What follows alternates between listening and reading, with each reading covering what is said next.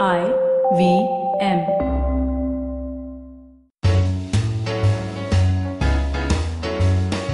Hi, I'm Satyajit. Hi, I'm Rachita. Welcome to Paperback by the Open Library Project. We have as our guest today Antara Kashyap. Antara is currently working for News 18 as an entertainment journalist. In the first half of the episode, we discussed Tuesdays with Morrie, a riveting memoir by Mitch Albom, and his last class with his professor Maurey. In the second half, we also discuss M and the Big Hoom by Jerry Pinto and Room of One's Own by Virginia Woolf. Happy listening.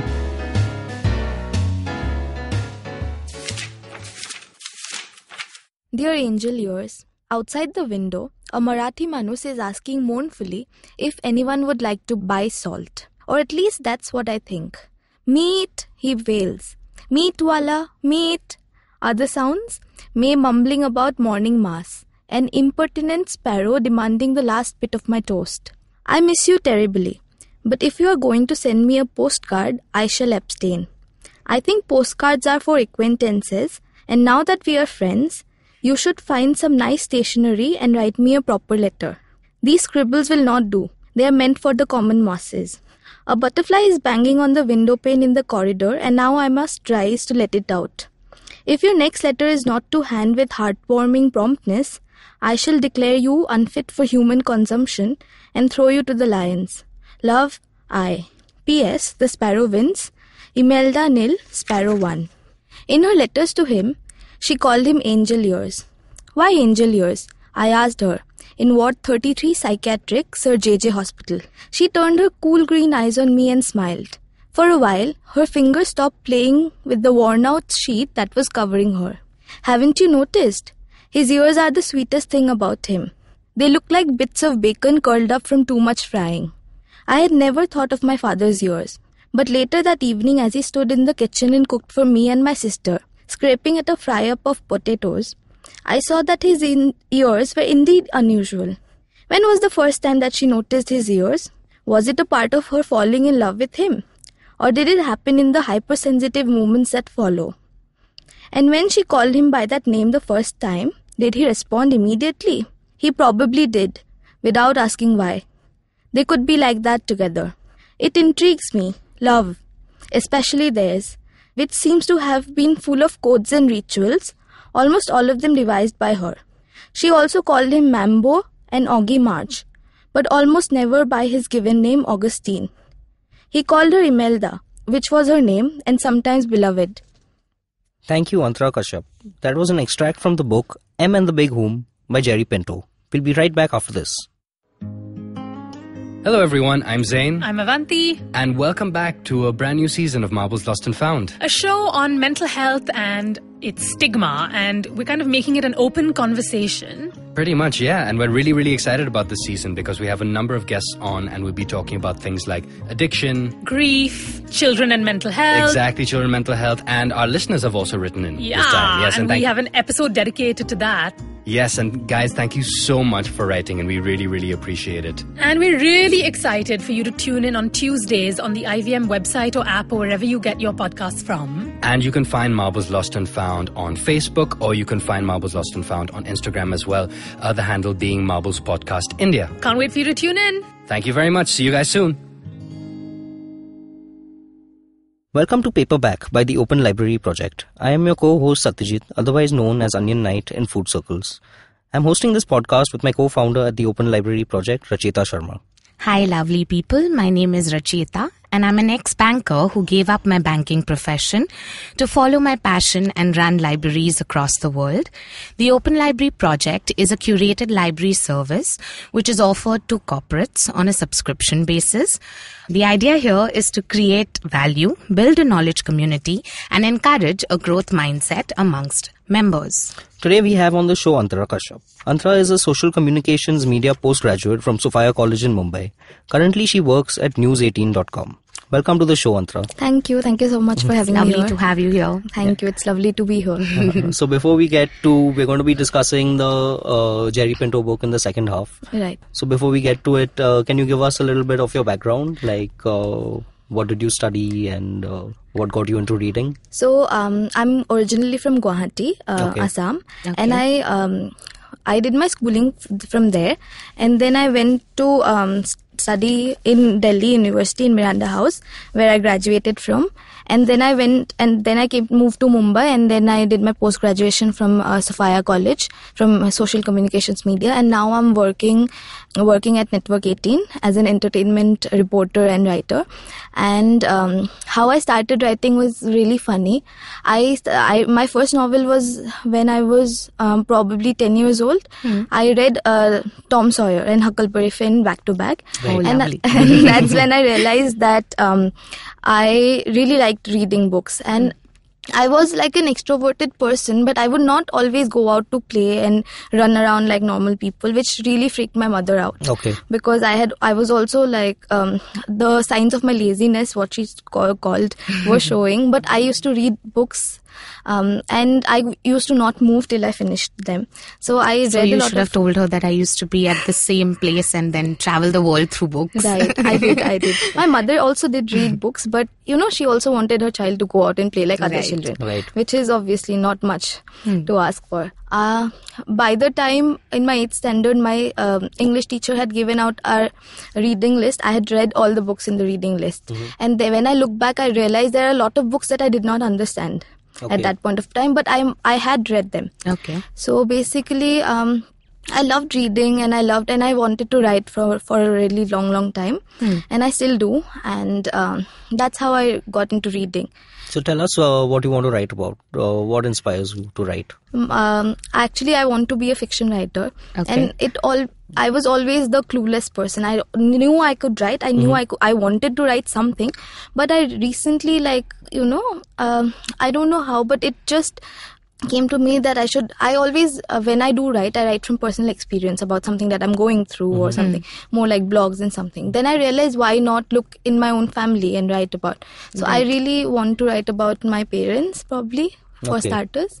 Nice. And we'll see. Great. That's great, because you'll be able to bring out really true emotions, and I think that is what brings life to writing. That'll be a great start. Thank you so much. So the first book that we've planned to discuss is Tuesdays with Maurey by Mitch Albom. Yeah. So tell us a little bit about this book, and of course it's a personal favorite for a lot of people. Yes. And especially even Racheta, one of her personal favorite books. And tell us a little bit about this book. This is one of my favorite books too. My mother asked me to read this book. Okay. And so I was 15 at that time, and when I read this book, my mother told me, what she loved about this was like the Guru Shishya Parampara that went. And when when I read it, for me it was a great lesson for me, right? But as a 15-year-old. And then when I read it at the age of 22, and now I'm more cynical and I have more existential dread, it's like, and it asks you to hold on to dear life, right? No matter what. Yeah. So this is a journey of two people. Basically, we always think it's a journey of Morrie's last death. So it's a story about Mitch Albom's professor in sociology professor in university, Morrie Schwartz, who finds out that he has a disease called ALS, which is a motor neurotic disease, where he gradually loses senses of his your muscles get destroyed. Exactly. Right. So it starts with his feet. He and then this person, he's a dancer. He basically loves to live life. He just goes and he randomly dances in a choir, a music thing, and he basically, the person who lives life is gradually bound to his own bed and his own chair, and how he lives with that. So what Morrie thinks when he first finds out, he goes out of the doctor's office and he says that, why is the world not stopping for me? Why do they not understand what's happening to me? And then he realizes that should I withdraw myself like other people, or should I just live? Because these are my last days. I think I should live better the way I did. So basically, when Morrie accepts his death sentence, he starts living better. So that's what I loved about this. And secondly, what we don't really what is the hidden undertone is Mitch Albom's own journey. Right. So this person, Mitch Albom, when he graduates from college, so it starts with a memory of his college. So he's his favorite teacher. Right. Morrie is Mitch's favorite teacher. So he promises Morrie that I'll stay in touch, but he doesn't, because like all of us, get busy in your lives. Yes, right. And then he has this fear of death because his uncle dies of cancer. So there is somehow he thinks that I was the one who was with him. It's going to be me. Right. So basically he buries himself in work, and then his marriage is also like, you know, going through a bad phase. Yes. And he doesn't have children because he never has time. So he's always writing he's a sports journalist, and he's also always writing about rich and famous athletes. Basically what happens is Mitch, he forgets who he really was. That person who was so idealistic, and he wanted to achieve things, and he wanted to be a piano player, and he just gives up on his dream. So what happens, by sheer luck and destiny, he's actually once mentioned that he throws away the mail which comes to his house that says that Morrie is dying. Yeah. But somehow on television he sees his his teacher giving a speech, in a talk show, and then he goes back, and then he realizes that he must do something. Right. So which is amazing, because Mitch Albom's journey, he becomes, and every Tuesday these guys have a lesson where Morrie gives his last, it's called the last thesis. Right. So Morrie gives him the last, whatever he knew about life, so he imparts, and Mitch records it. Okay. So the best part of it is, and then so this completely changes Mitch's life. So it's like two journeys, this book is, and then it's about how Morrie is a fighter, not in the sense that he wants to keep living, in the sense that, despite my death, I'm still living and I'm still doing something important in life. Yeah. So that is very, in his last days, Morrie gets so many visitors who are so inspired by him. So he jokingly said, "See, now that I'm dying, I'm more interesting to people." And it's quite a paradox, because Morrie is dying and still he chooses to live. Yeah. And while Mitch is living and he has everything that makes a person successful on paper, he is forgetting to sort of really live his life. He's so that's unfulfilled in his pursuits. Probably dead inside, like millennials say. Yeah, and the lessons are so simple, right? That, money doesn't buy you happiness, or pay more attention to your family. Exactly. And we've heard this time and again in different books, but just the way it's been translated here is beautiful. Yeah. And, taking you through Mitch's entire journey. So you're feeling someone's entire life and all of those emotions. And then you also realize, the main lesson still remains that, what are you going to measure your life by? So one of my other very favorite books is How Would You Measure Your Life, which is by Clayton Christensen. And he's a Harvard professor. And I think these two books have a lot in common, because they basically talk about a fulfilled life being a balance of work and family, and that your real happiness comes from non-materialistic things. So, Antara, let me ask you read the book twice probably. Yes, I did. Yeah. There was a difference of 7 years maybe in when you... I So when you read the book a second time, did it sound different to you? Were there new learnings in the book, or did you find it the same learnings that you had the first time? I did. Like I said, it was probably me who was different, Right. The lessons are, I understood what this book said, when I was 15, and I understood it right now, but I perceive it differently. Absolutely. I think sometimes when I'm really not feeling good about myself or feeling anxious, then I think about what Morrie says, and it's not like a preachy self-help book way. Right. So it comes naturally to me now. Yeah. Because this person, he considers himself, once he's in one of the chapters, he says, "I'm so lucky that I get to say goodbye." Yeah. And then Mitch Albom opens the paper, and he finds out about the accidents and deaths and everything. Yeah. So also it just makes me think about how we don't think about death so much. Yeah. Right. While we should actually always be.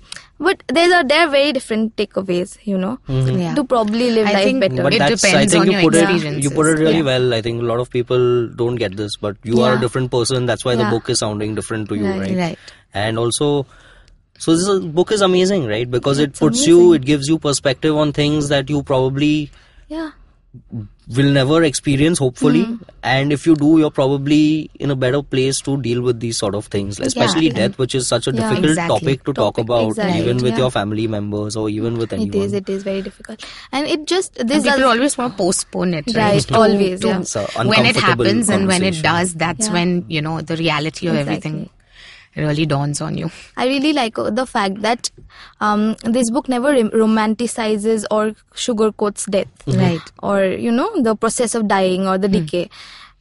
When it actually, there are times when the author describes how his professor is smelling. So Yeah. he's not like a godlike person sitting there, all like saint. Even if there's so much happening to him, he's miserable. Right. This Yeah. person is miserable, and that's how people, when they're suffering from ALS or any diseases for that matter, they go through. And it's despite the fact that this person's not having a very smooth sailing, he still manages. He says, I give myself like some time of self-pity, like just a few hours or just a few minutes of self-pity, and then I I'm move done on. with it. Yes, Yeah. amazing. But that's a good way to Then you shake it off. Yeah, Shake you it just like wallow for maybe 5 minutes. Yeah. And, Yeah. like You really cry. cry Yeah. and whatever, Yeah. get it all out. And then you're like, okay, I'm done with it now. Let's move on, right? Yeah, there should be like, we discussed the 60-second timeout. Yeah. There should be a 60-second timeout For self-following and sulking. Yeah. Of course. So great. We're going to take a short break and we'll be right back after this to discuss a few more books. Sure. Hello and welcome to a brand new week on the IVM network. If you're not following us on social media, please do. We are at IVM Podcasts on Twitter, Facebook and Instagram. If you're listening to a show of ours and you like it, please take a screenshot, tag us. We will reshare, repost and retweet your screenshots from our account. Here's what's in store for you this week.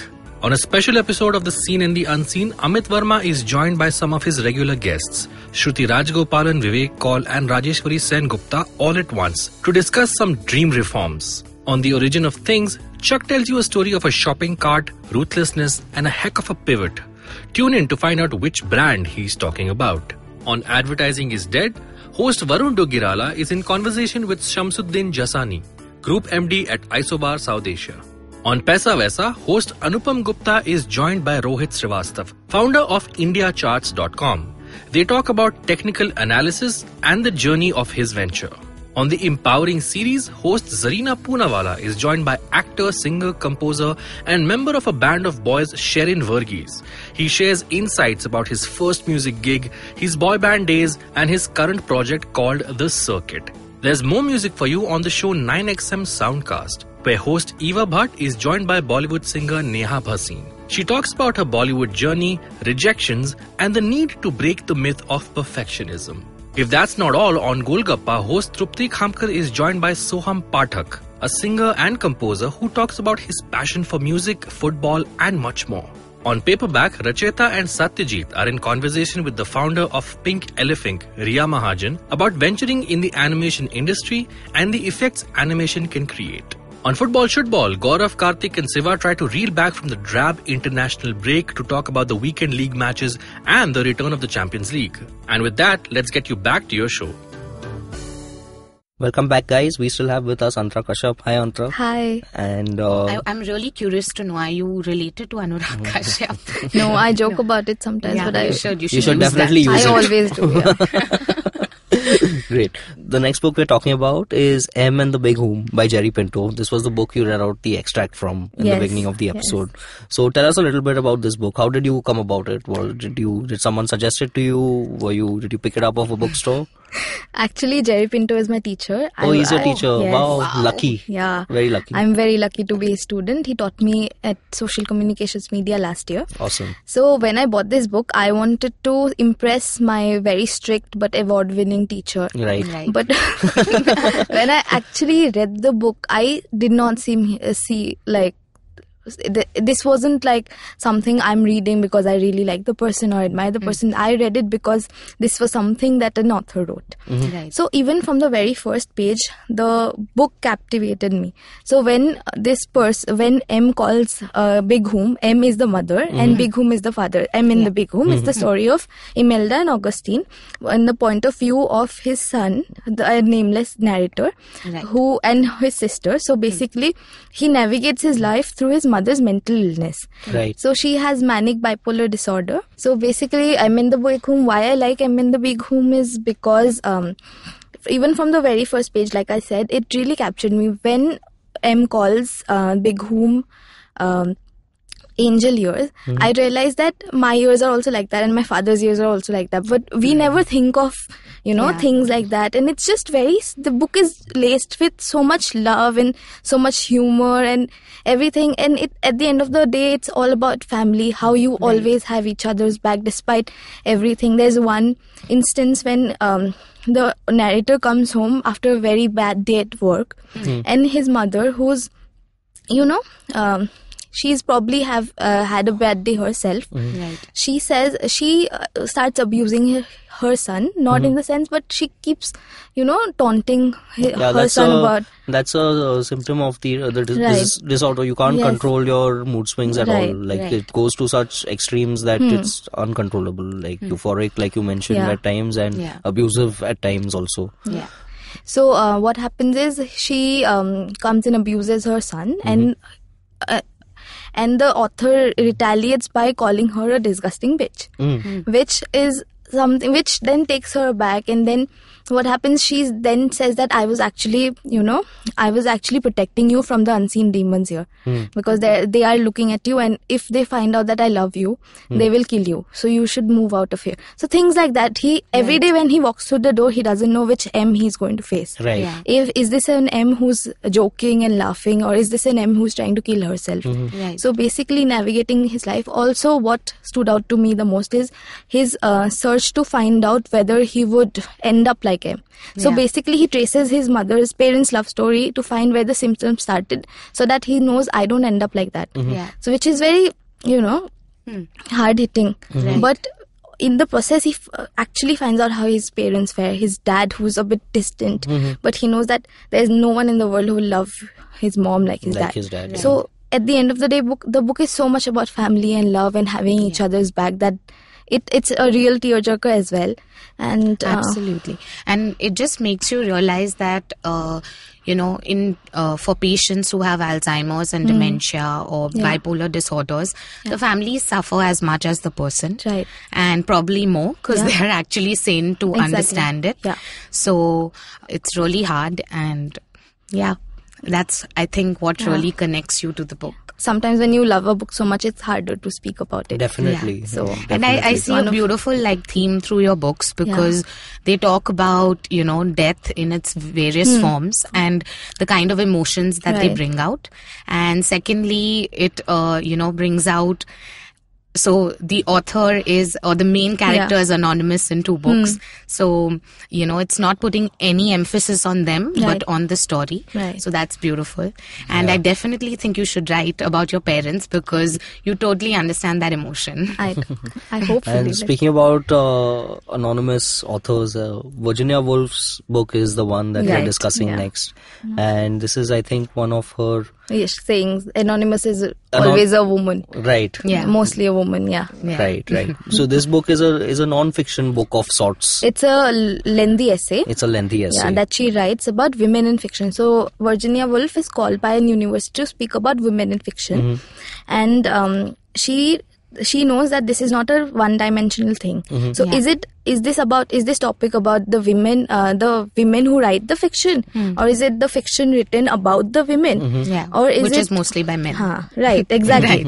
And or is it the fiction that women write? Right. So it's a 3-dimensional process, and she tries to explain it to her readers or listeners at that point of time, that through a thesis, And the thesis is called for women to write fiction, you should have a room of your own. That means you should have leisure, you should have financial stability, and you should have privacy. Yeah. Basically. And from the centuries onwards, women have always been poor. And women have always been, there are societal norms and there are conditions which do not let you, pursue your dreams. Right. And the book came out in 1929 and it's almost going to be 100 years. 100 years. And there are so many things that still stand true. But there are a lot of things that have moved forward also. Definitely, Like when we look at this book, what really stands out to me is that, man, we were really backward back in the day, right? Because women were not allowed to own property, own land, have their own money. It's unbelievable the kind of circumstances we've come through. And now, of course, things are not all good, but definitely much better as compared to maybe 100 years back. And while reading this book, that's what really stood out for me, while the challenges may be in a different form now or may have taken a different shape, the challenges are still the same. It's the patriarchal system. There's no representation of women in places where there needs to be representation. There needs to be equal representation so that we can make gender equal decisions and things like that. So this book is a phenomenal read. It is. And, basically our rules and regulations need to be reassessed from time to time, because definitely as we progress as a society, the laws should also change. So while things started as protection for women, and they were for protection of women, they have now become suppressive, and they've been used to suppress women. Just tools of suppression by the people in power. Even then, when these rules were for protection of women, they were not for women as women per se. They were for women who were relatives or in relation to the men in their lives. Right. So this is what she talks about. I love the fact that she mentions a hypothetical sister of Shakespeare, Judith Shakespeare, who has the talent of her brother but cannot fulfill it because she's not educated, she reads by herself, and she has no formal learning. Then this is all hypothetical. Then she's imagining what happens, and then she says Judith must be the father of apple of her father's eye, but he still beats her up and asks her to get married. Then she runs away to become an actress, and now she faces the ridicule of people who are outside of her family. Then she also imagines that she must have gone through sexual harassment, where a theater manager, must have harassed her, and she becomes pregnant and she kills herself. So it's such a hard-hitting fact of the depiction of a person who's insanely gifted, like as gifted as Shakespeare. But she can't do anything with her gift because she's a woman. And there are other things, like all these things, like she talks about Jane Austen, and she talks about the Bronte sisters, and George Eliot. George Eliot took the name of a man so Marianne that she Evans. could... And that's not as uncommon even today, where authors do face inherent sexism just for being... Anonymous. Anonymous, exactly. All the anonymouses in history have been women. So who would you recommend this book to? I would recommend this book to probably my peers. Firstly, my peers who want to do something in their life. And they are young, but there are sometimes it's all self-censorship also because of the way you're sociologically raised. Right. So what I take away from Virginia Woolf's book is it's a push towards the right direction. It's a wake-up call that, see, now the things are getting better and it's your job to make things better. So for your sisters, do it. So I would like to, my sisters in the sense, my friends and my peers and women in like general. So to make things better for your sister to come, you should, take the charge first. So basically... Take things in your own hand.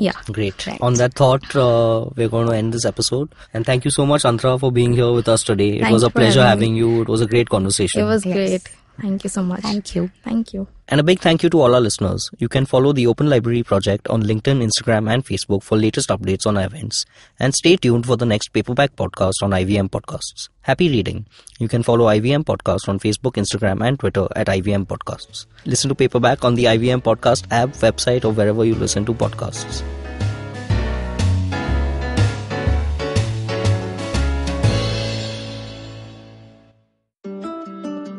guys, this is me, Eva Bhatt, your host for the podcast 9XM Soundcast. This podcast is produced by India's largest music network, 9X Media. We have been catering music and you have been enjoying. And now we bring you a podcast where music inspires. Every week, I interact with some of the best minds from the music industry to understand their creative discipline. Every new episode will feature artists who will share inspiring notes from their journey, some valuable tips for budding artists. So do subscribe to the podcast where music inspires. Enjoy a brand new episode of 9XM Soundcast every Tuesday on IVM Podcast app or website or wherever you get your podcast from.